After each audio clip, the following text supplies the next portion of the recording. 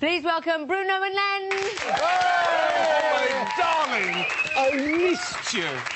Look at you, cuddly boys. What a night it was. Oh, do me a favour. It was fantastic. It was a fantastic night. It was a brilliant semi-final, And shocking. Yes. Yes. Properly shocking. Properly Such a shocking.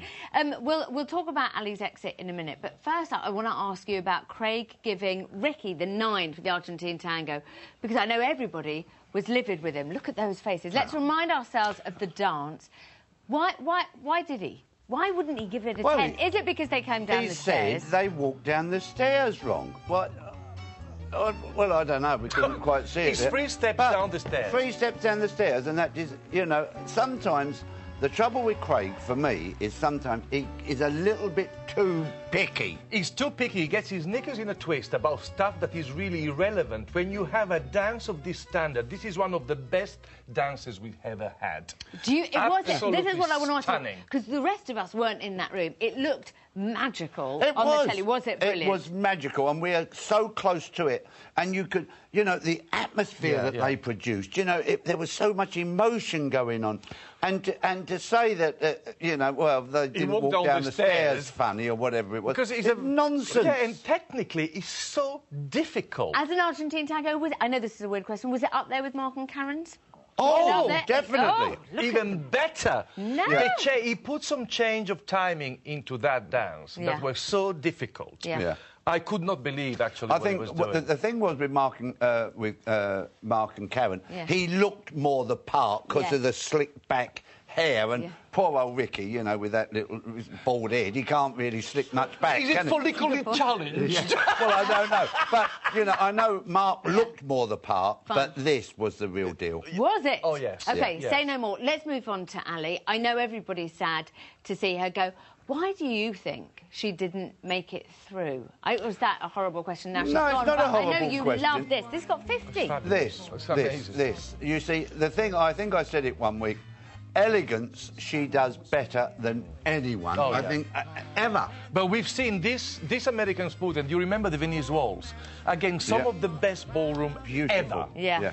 But sometimes, you know, when you make it so easy, the public doesn't quite get how hard it is. That's what Alicia said. He got slightly overlooked. I felt that he went into this competition as the underdog, almost, on Saturday, because people went, oh, no, he's going to leave. And, you know, anyway. Let's talk about Chris and Ola, and let's talk about their rumba, because you guys didn't score it that high. But you can't technically score it. Look at his hands. Still the same funny hands. Yeah. He does, you know, we love him. We love him, but we have to point... I mean, say, at this stage, technically, he's no match to the other two. But he's a great performer. Well, he's Prince Charming. Yeah. That's the thing about him. He's a charming, charming chap.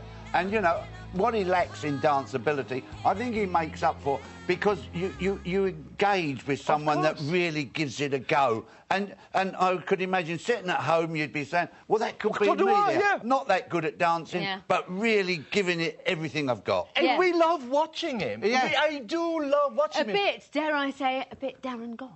Can I say that out loud? Yeah. A little See, the bit thing, like Darren Goff, a journey. But somehow Darren got... Maybe it will happen this week. Darren got to a level, actually, where technically he took on board things that we were saying, and he actually delivered. We told him, weeks after weeks, check your hands. Bring more subtlety into it, you know. But so what happens, it's what I call the twitch factor. I used to talk to a man who had a bit of a twitch. And he would be talking quite interestingly, but I couldn't listen because I was waiting for the twitch. And I think it's a bit the same with some of the judges. They know he's going to pull funny faces. They know he's got bizarre hands. And so they're just waiting for that. I'm going to apologise to anyone who's got a twitch. I'm just going to do that out loud. Let's talk about Ricky's... Some have a hitch. Let's talk about Ricky's waltz. Scratching. Ricky's waltz. I mean, it made Natalie cry. It made people at home... What made it so magnificent? This man, what he's got that no other celebrity virtually ever has got is wonderful musicality. He plays with the music. I know it's 1, 2, 3, but he'll whip into one, hold it, and then fade out. He'll play with the music. He gets sway, he gets swing of the body. No, he is really talented when it comes to his ballroom. We're out of time because I've got to talk to them both now. But thank you so much. Thank you. Len and Bruno. Don't be grumpy.